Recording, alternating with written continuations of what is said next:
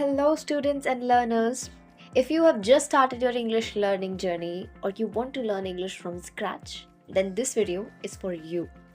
The series is specially designed for complete beginners and A1 level learners who are looking for the right starting point. Now, one of the biggest challenges beginners face is not knowing what to learn first and what topics are actually important. In this video, I'm going to simplify that for you because I'll guide you through the fundamentals that every A1 learner should know, the skills you should focus on, and the best way to build a strong foundation in English. Of course, it's impossible to cover everything in a single video.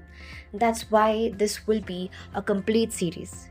Just as I started a noun series and uploaded its first part, you can check that out in my YouTube channel. Just go to my channel and the very first video that I have uploaded is on that. Okay, similarly, I'll be breaking this topic down into multiple lessons so that learning becomes easier and more structured for you.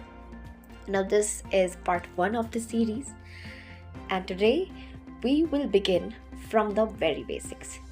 We will start at the starting point of English learning and understand the first steps you need to take to improve your English with confidence.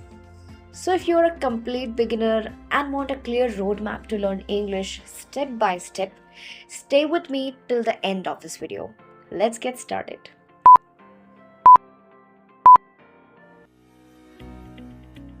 And sorry to interrupt the lesson, but one more thing to mention, that throughout this video I'll be speaking in English only. So by simply watching and listening to this lesson, you will also be improving your listening skills. One of the best ways to learn a language is by exposing yourself to it regularly. The more English you listen to, the more your brain becomes familiar with common words, sentence structures, and speaking patterns. Even when you're not consciously trying to memorize everything, your mind is constantly observing and absorbing the language. Over time, these patterns naturally become a part of your understanding, making it easier for you to speak and comprehend English. Now, that's why this video won't just help you learn new concept, it will also serve as a listening practice session. In fact, most of my upcoming videos will be in English as well, so you can learn lessons and improve your listening skills at the same time.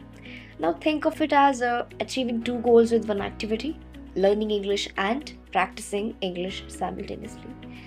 So I hope you will make the most of these videos and use them as a tool to build your confidence in English step by step. Now here's one thing I want to tell you, that whether you are a complete beginner or someone restarting your English journey, you should avoid jumping straight into grammar rules. Yes, don't just directly jump onto learning grammar. No, I know people say that grammar is important, it's pivotal for learning any language. And those who say that just neglected, grammar is not as important, you can simply learn by listening. I agree with this. I do agree with this thing. I want to clarify something. Many people say that you can learn English just by listening to it. And while listening is definitely important, it is not the complete picture. Because if your goal is simply to understand basic English, listening can definitely help you a lot. But if you want to speak accurately, write correctly, and continue improving beyond the beginner stage, then you need some knowledge of grammar as well. I'm not saying that you should spend all day memorizing grammar rules. In fact, that can make learning feel quite overwhelming, right? So what you need is a basic understanding of how English works. Now, once you have that foundation, everything else becomes much easier to learn. So don't think of grammar as something separate from English. Think of it as a tool that's helping you make sense of the language, okay? That is why what I have done throughout the series, that we will focus on practical grammar concepts. and they are all actually useful for communication, okay? And we will all learn them step by step. We won't make anything unnecessarily complicated. Now let's begin. So the first thing you need to learn is the foundation of the language. And where does this foundation start? English alphabets. So we are primarily focusing on the language of English, so that is why we are discussing English alphabets. So English has 26 letters from A to Z. Now you should all know all the alphabets and their correct pronunciation. Now I know that many of you may already be familiar with alphabets, I know this, but I have designed a series specially for learners who are starting completely from scratch, right? So for those learners, I will cover everything step by step, including the pronunciation of all 26 letters. I will also introduce you to the concept of silent letters. Wait for that. It will definitely come up in the upcoming videos. I will clear the concept of silent letters. It's an important part of English pronunciation. Now the second thing an A1 learner needs is vocabulary. The most important questions learners ask is that how many words do I actually need to know as a A1 learner? So if you've just started learning English, then at this elementary stage, you should a beginner should ideally know around 500 to 1000 common English words. I'm again repeating, common English words. I'm not saying advanced words. So these words do not have to be advanced. They should be useful words that you encounter in everyday life. Okay, for example, you should know vocabulary related to personal information like name, age, country, address, phone number, etc. Vocabulary related to family, numbers, colors, food and drinks, daily activities, places, time and dates. But also remember that the number I mentioned is only a general guideline, because if you know more than 1000 words, that's great. But if your vocabulary is very limited, then building it should be one of your priorities as an A1 learner. The third thing, it's parts of speech. Now, at the beginner level, you do not need to learn every complicated grammar rule. Instead, you should focus on the basics. Because if you haven't watched the first video of my noun series, I recommend watching it, because in that lesson, I explained what parts of speech are, and I've also introduced the concept of nouns, so please watch that.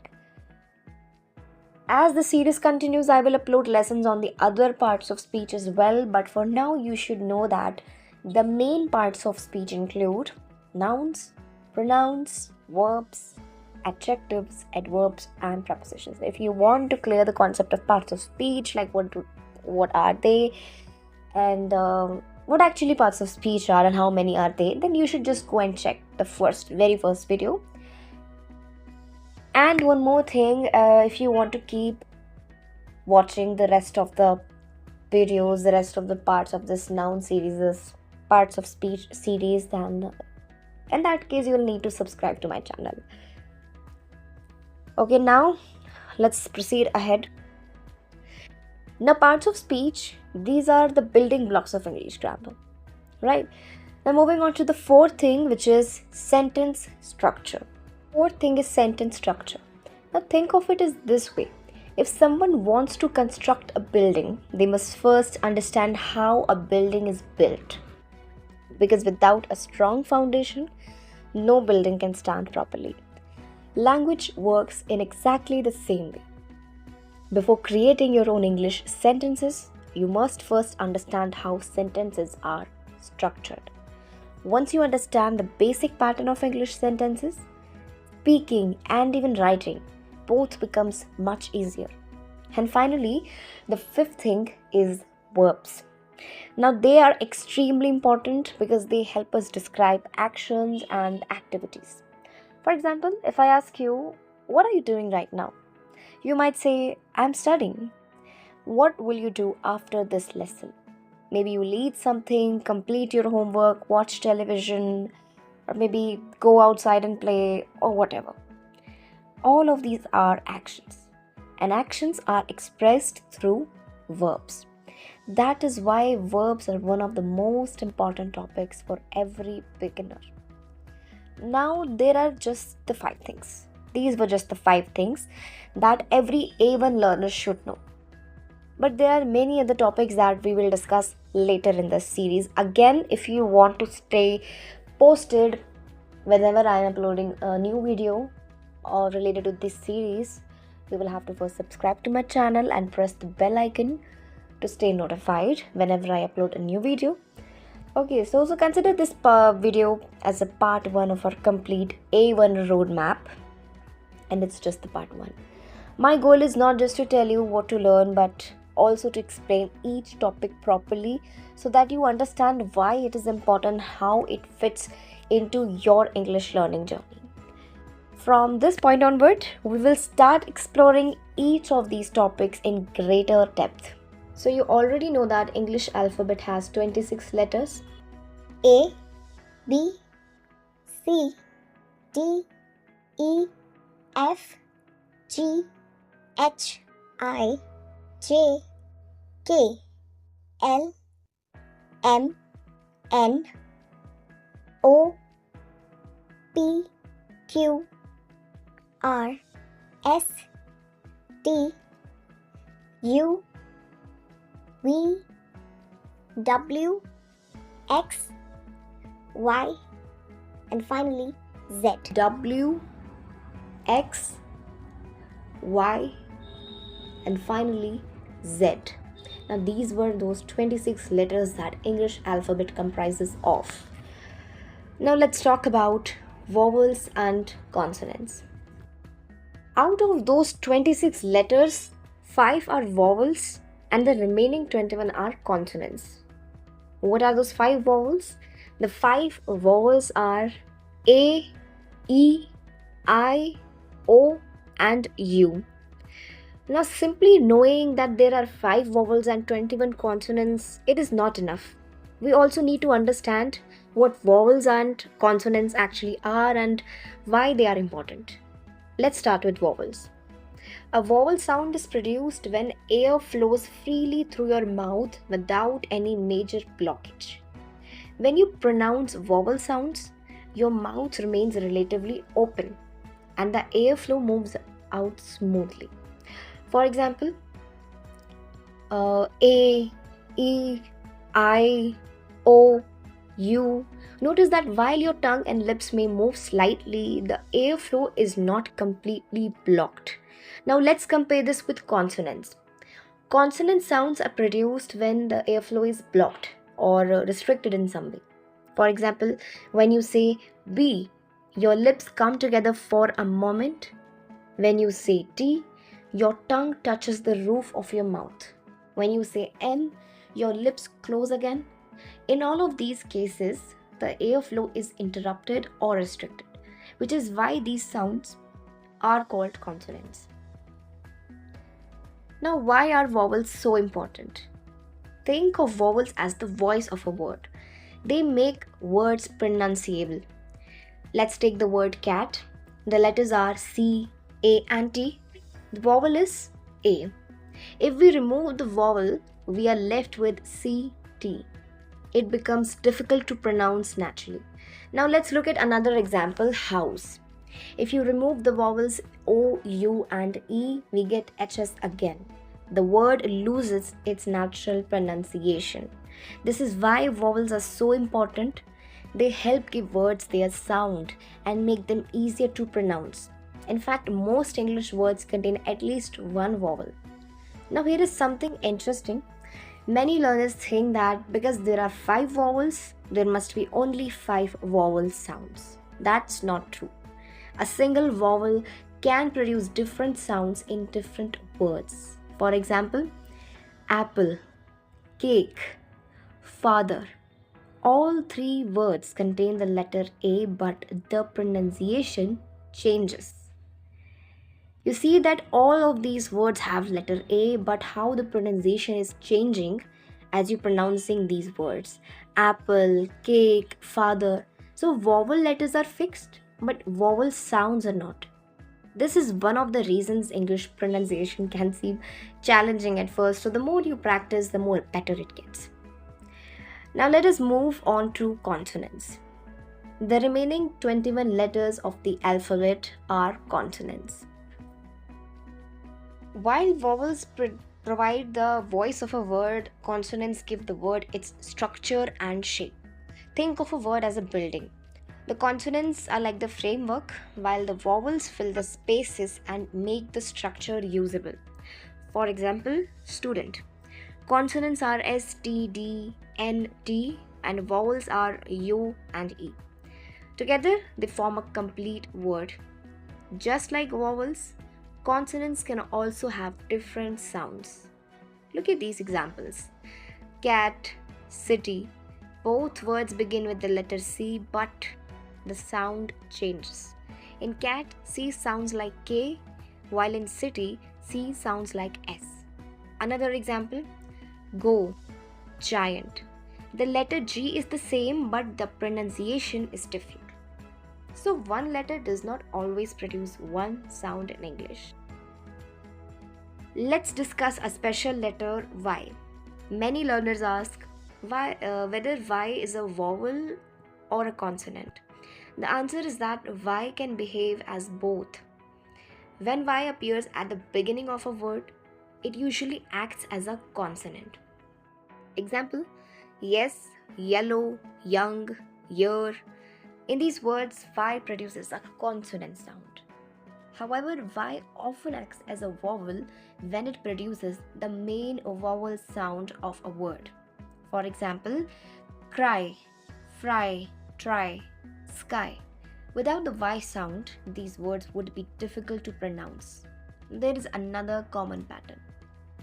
Happy, baby, candy, family. In these words, Y sounds like a short E sound and functions as a vowel.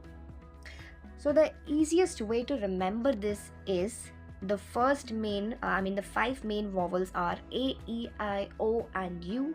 However, Y is a special letter that can sometimes behave like a vowel and sometimes like a consonant. Before we finish, let's look at two more important concepts. The first is vowel letters versus vowel sounds.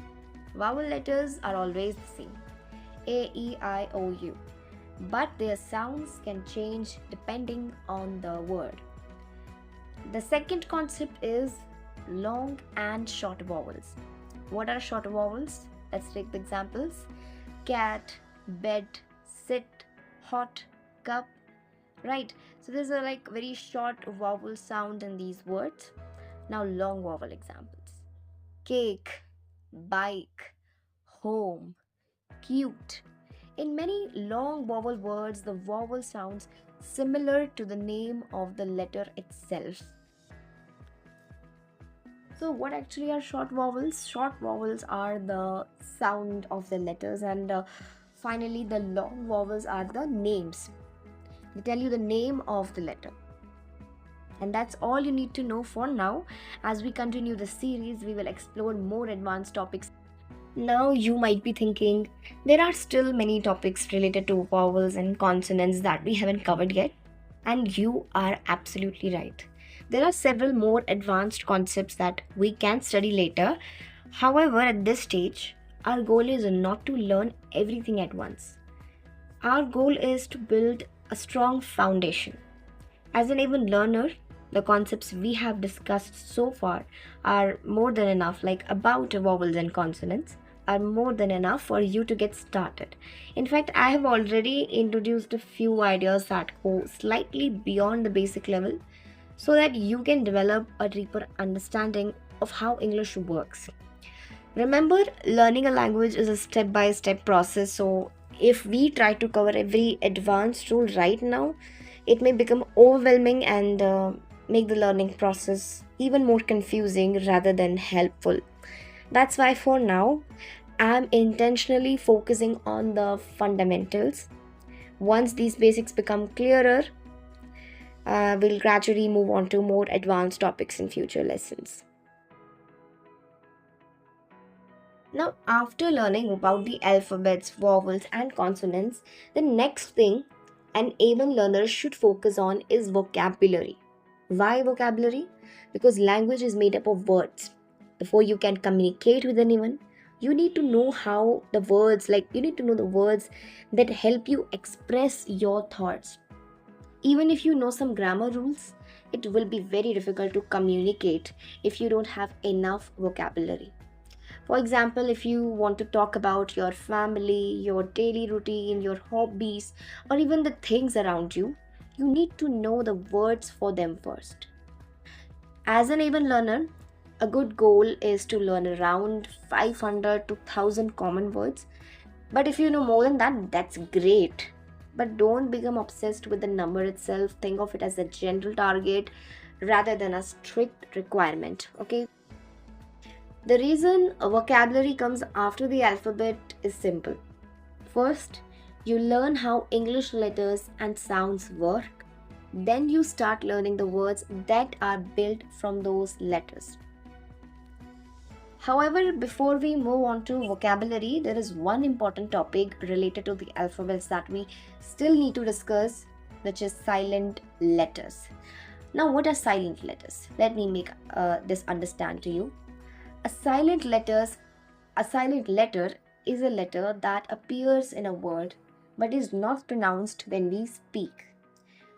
For example, no, right, hour, lamb. Now in no, K is silent. You don't say now. In right, W is silent. In hour, H is silent. You don't say hour. It's hour. In lamb, the B is silent. You don't say lamb. It's lamb. That's it. Now many beginners find this confusing because the spelling and pronunciation don't seem to match, but this is completely normal in English. One thing you should remember is that English spelling and pronunciation do not always match perfectly. Sometimes a letter is written in a word, but it's not pronounced. Now, why does this happen? Because the reason is, let me tell you the reason of why does this happen. Over hundreds of years, English has borrowed words from many different languages. As pronunciation changed over time, the spelling often stayed the same. That is why some letters are still written today even though they are no longer pronounced. Right? So, as a beginner, you do not need to memorize long lists of silent letters, just the common ones, okay? So, whenever you come across a word whose pronunciation seems unusual, there is a chance it contains a silent letter. For now, focus on recognizing some common ones. That's it. That's enough for this moment on. Like for this level, that's enough. Now let us talk about uppercase and lowercase letters. Every letter in the English alphabet has two forms, an uppercase form and a lowercase form. As you can see on the screen, I've shown you the examples of uppercase and lowercase letters. Uppercase letters are also called capital letters, while lowercase letters are called small letters. Now this brings us to an important concept called capitalization. Capitalization means writing the first letter of a word in uppercase. Now in English we use capitalization to make writing clearer, to identify specific names, places and other important information. Now just knowing what capitalization mean is not enough. We need to know what are the rules of capitalization. First, the first word of every sentence must begin with a capital letter. Now look at the examples here. She is my friend. We are learning English. As you see, in every sentence, the first word is always in a capital letter. It's always beginning with a capital letter.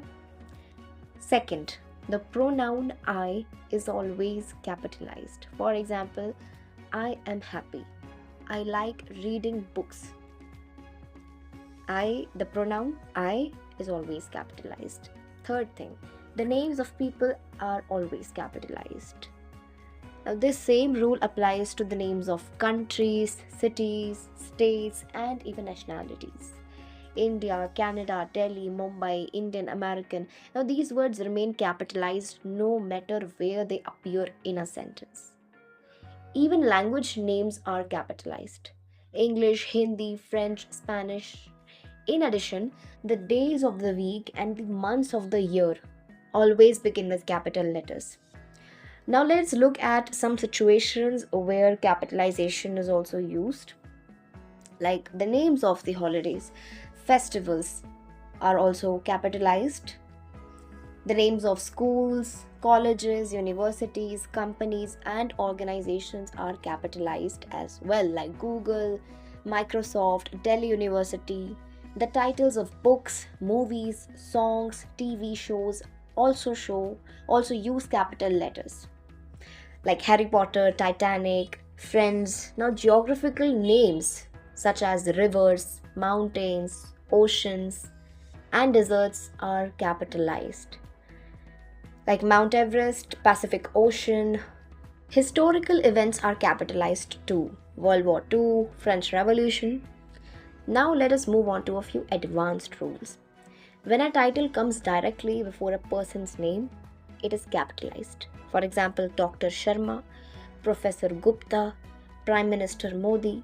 However, if the title is used generally and it's not attached to a specific name, it is not capitalized. For example, the doctor is here, the professor is teaching.